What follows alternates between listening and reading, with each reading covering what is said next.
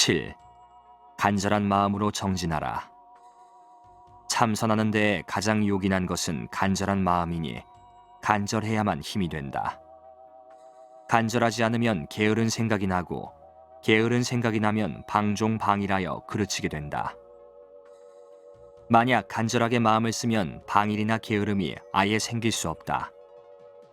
간절한 이 한 생각만 있지 않으면 조사의 경지에 이르지 못할까 근심하거나 생사를 깨뜨리지 못할까 걱정할 것 없다.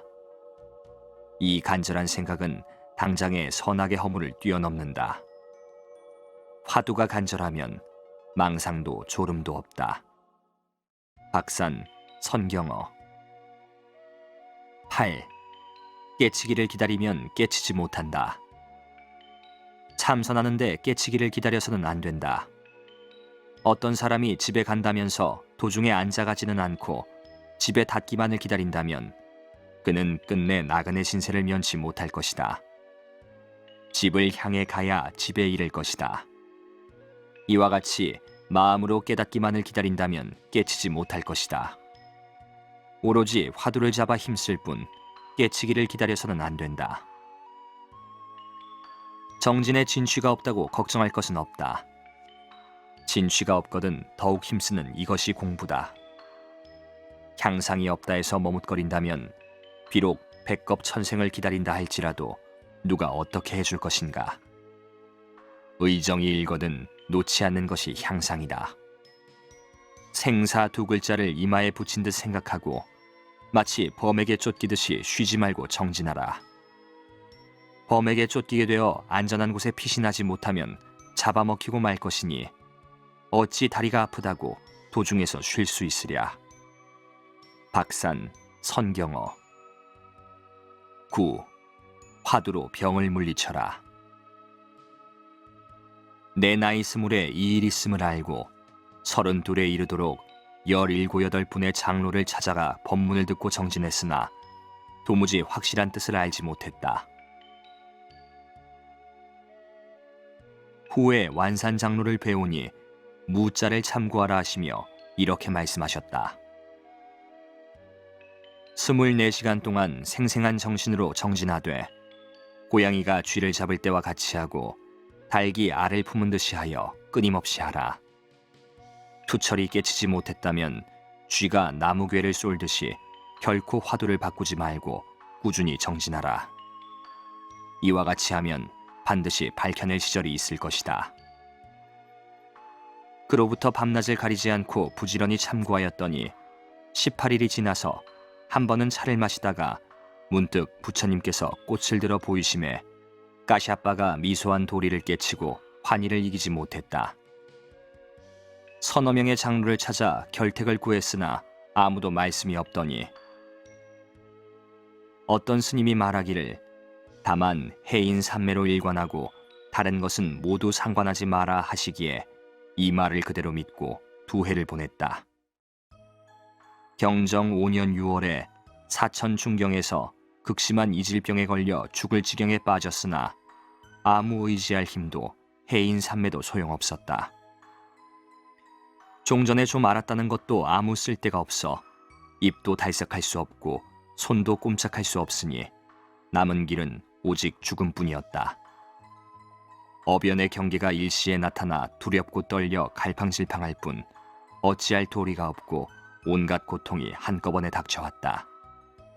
그때 내 억지로 정신을 가다듬어 가족에게 후사를 말하고 향로를 차려놓고 좌복을 높이 고이고 간신히 일어나 좌정하고 산부와 천신에게 빌었다. 이제까지의 모든 착하지 못한 짓을 진심으로 참회합니다. 바라건대 이 몸이 이제 수명이 다하였거든 반야의 힘을 입어 바른 생각으로 태어나 일찍이 출가하여지이다.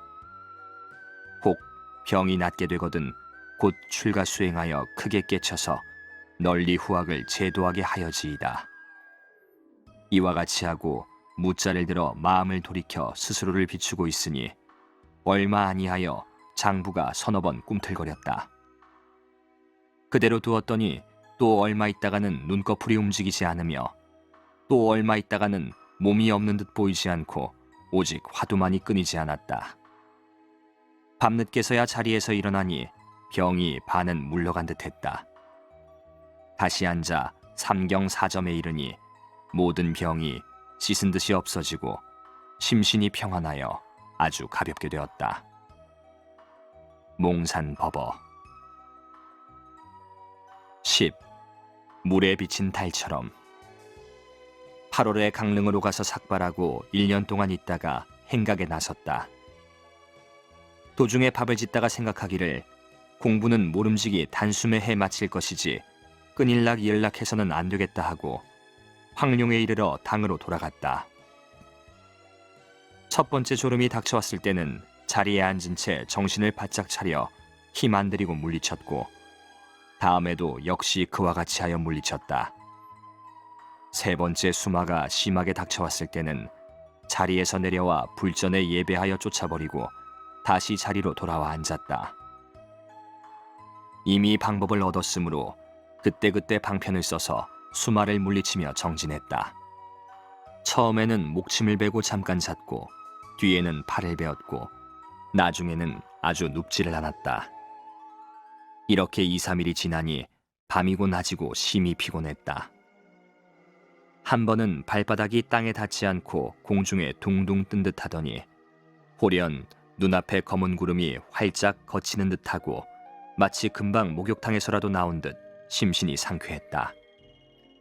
마음에는 화두에 대한 의단이 더욱더 성하여 힘들이지 않아도 순일하게 지속되었다. 모든 바깥 경계의 소리나 빛깔이나 오욕이 들어오지 못해 청정하기가 마치 은쟁반의 흰 눈을 듬뿍 담은 듯하고 청명한 가을 공기 같았다. 그때 돌이켜 생각하니 정진의 경지는 비록 좋으나 결택할 길이 없었다. 자리에서 일어나 승천의 고섬 화상에게 갔다. 다시 선실에 돌아와 스스로 맹세하기를 확연히 깨치지 못하면 내 결코 자리에서 일어나지 않으리라 하고 배견했더니 달포 만에 다시 정진이 복구되었다. 그 당시 온몸에 부스럼이 났는데도 불구하고 목숨을 떼어놓은 맹렬한 정진 끝에 힘을 얻었다. 재해에 참여하려고 절에서 나와 화두를 들고 가다가 재가를 지나치는 것도 알지 못했다. 이렇게 하여 다시 동중 공부를 쌓아 얻으니 이때 경지는 마치 물에 비친 달과도 같아 급한 여울이나 거센 물결 속에 부딪혀도 흩어지지 않으며 노아진에도 또한 잊혀지지 않는 활발한 경지였다. 몽산법어.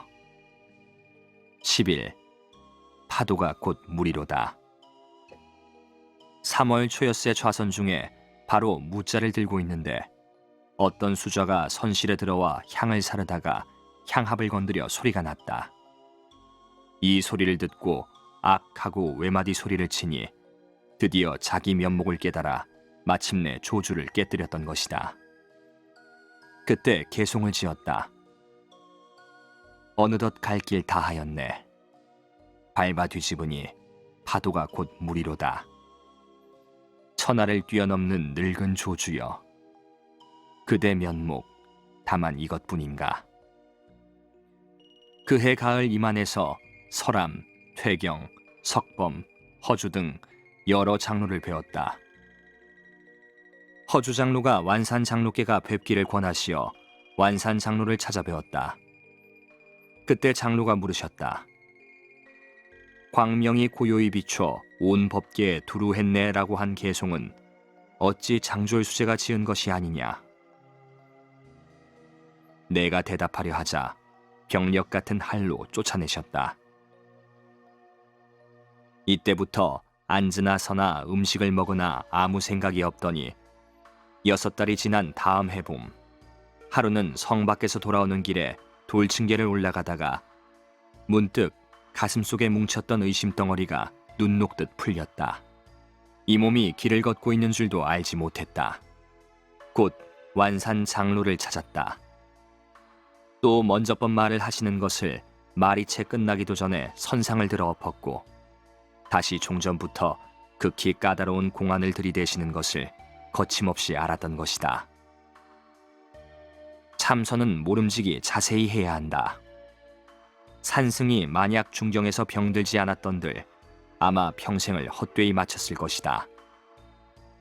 참선에 요긴한 일을 말한다면 먼저 바른 지견을 가진 사람을 만나는 일이다. 그러므로 옛 사람들은 조석으로 찾아가 심신을 결택하고 쉬지 않고 간절히 이 일을 구명했던 것이다.